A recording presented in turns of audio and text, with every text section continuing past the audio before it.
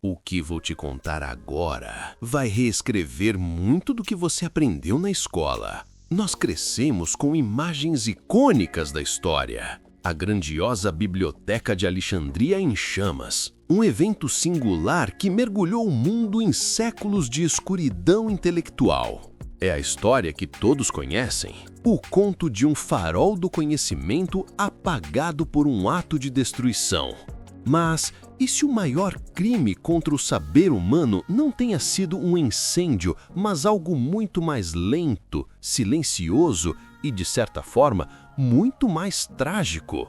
E se a narrativa que aprendemos for uma simplificação perigosa da realidade? A verdade chocante é que a grande biblioteca de Alexandria não foi destruída em um único evento catastrófico. Seu desaparecimento foi o resultado de um declínio gradual, uma morte por 1000 cortes que se estendeu por quase 700 anos.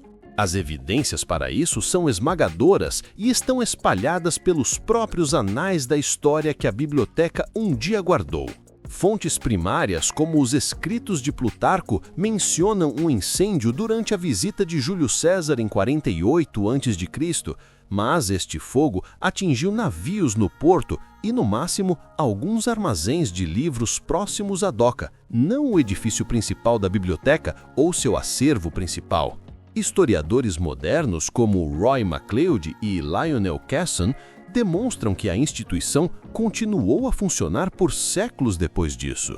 A verdadeira destruição veio de fatores muito mais mundanos, cortes de orçamento por governantes que já não viam valor no conhecimento, expurgos políticos de acadêmicos e filósofos e uma série de conflitos civis que danificaram partes da cidade, incluindo os bairros do palácio onde a biblioteca e seu filhote, o Serapeu, estavam localizados. A ascensão do cristianismo também teve seu papel, com decretos como o do imperador Teodósio I em 391 d.C., que ordenou o fechamento de templos pagãos, incluindo o Serapeu, que abrigava uma parte significativa da coleção.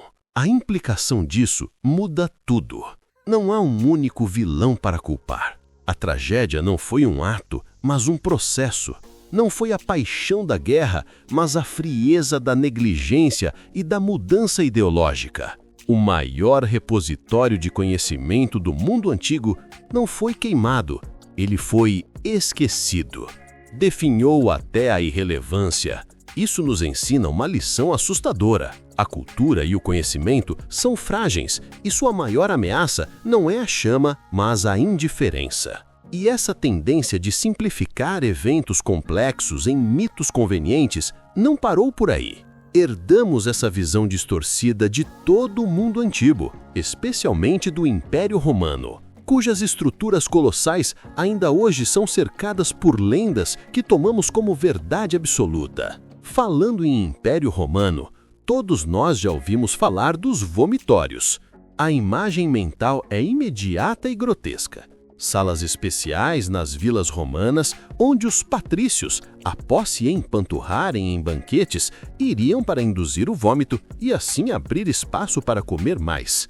É uma imagem que pinta os romanos como o auge da decadência e do excesso. Mas e se essa palavra, que parece tão autoexplicativa, nos tiver enganado por séculos? E se o propósito dessas estruturas não tivesse absolutamente nada a ver com vômito? A revelação é que um vomitório, ou vomitorium no plural em latim, era simplesmente um corredor ou uma passagem em um anfiteatro, como o Coliseu, projetado para permitir que uma grande multidão saísse ou jorrasse do local rapidamente. A palavra vem do verbo latino vomere, que significa expelir ou cuspir para fora, referindo-se ao rápido fluxo de pessoas e não ao conteúdo dos seus estômagos. A evidência histórica para isso está nos próprios textos romanos. O autor Macróbio, em sua obra Saturnália do século V, usa o termo para descrever as entradas e saídas dos teatros que despejavam o público nas ruas. Não há uma única fonte romana antiga que associe a palavra a uma sala para vomitar em banquetes. Essa ideia é uma invenção muito posterior, provavelmente surgida no século XIX, quando as pessoas reinterpretaram a etimologia da palavra de forma literal e sensacionalista. A explicação detalhada reside na arquitetura. Os romanos eram mestres da engenharia civil, e o fluxo de dezenas de milhares de espectadores era um problema logístico complexo. Os vomitórios eram a solução genial, permitindo que um estádio inteiro fosse evacuado em questão de minutos, um princípio de design que ainda usamos nos estádios modernos hoje. A implicação surpreendente é como a linguagem pode nos pregar peças e criar mitos históricos inteiros. Uma simples palavra mal interpretada transformou um feito de engenharia brilhante em um símbolo de depravação. Isso nos força a questionar: quantas outras verdades sobre o passado são apenas equívocos linguísticos? A história está cheia de detalhes que aceitamos sem pensar, não apenas em grandes estruturas, mas nas coisas mais comuns do nosso dia a dia, como a comida que colocamos na mesa. Por exemplo, a cor de um dos vegetais mais populares do mundo tem uma origem que é puramente política, um segredo que a natureza não pretendia contar. Todos nós sabemos que as cenouras são laranjas. É uma verdade tão fundamental quanto o céu ser azul.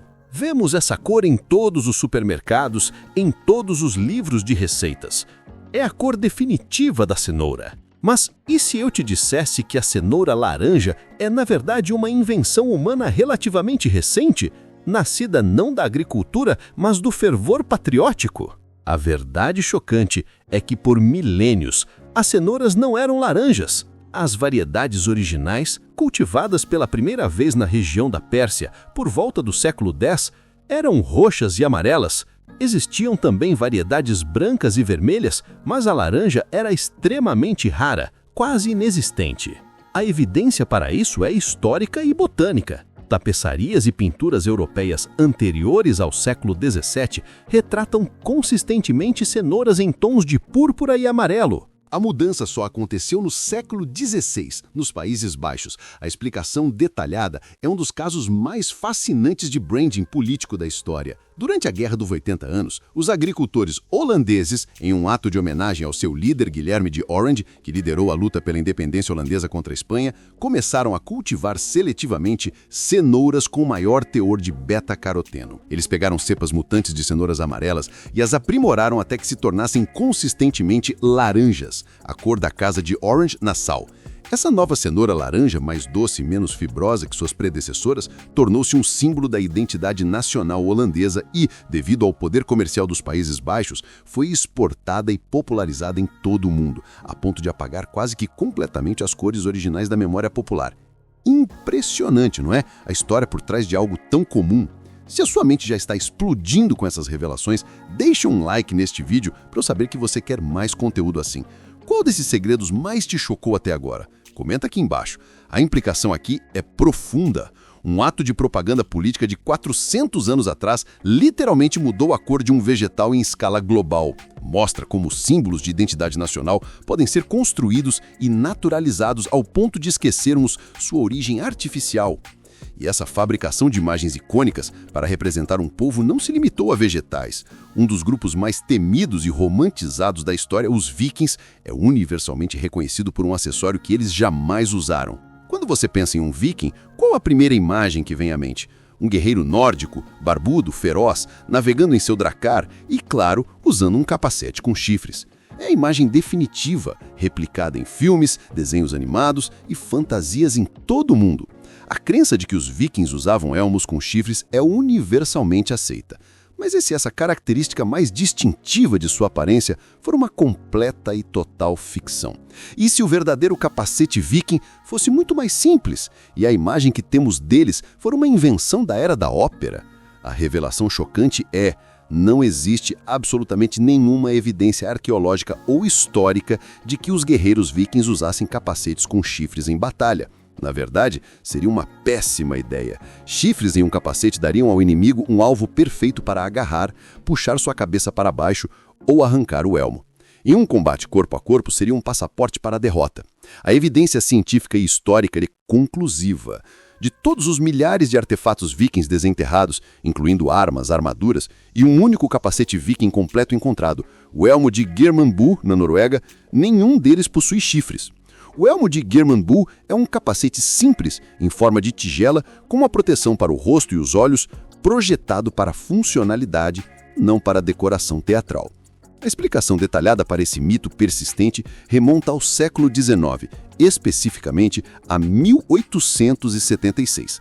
Foi quando o figurinista Carl Emil Doppler projetou os trajes para a estreia da famosa ópera de Richard Wagner, O Anel do Nibelungo. Para dar aos seus guerreiros nórdicos uma aparência mais selvagem, bárbara e visualmente impressionante no palco, Doppler adicionou chifres aos seus capacetes. A imagem foi tão poderosa e memorável que se fixou na imaginação popular e, a partir daí, tornou-se um fato histórico por repetição cultural. A implicação surpreendente é que uma escolha artística, feita para o drama de uma ópera, reescreveu a aparência de todo um povo na nossa consciência coletiva. É um exemplo perfeito de como a cultura pop pode criar e perpetuar mitos históricos com mais força do que a própria realidade.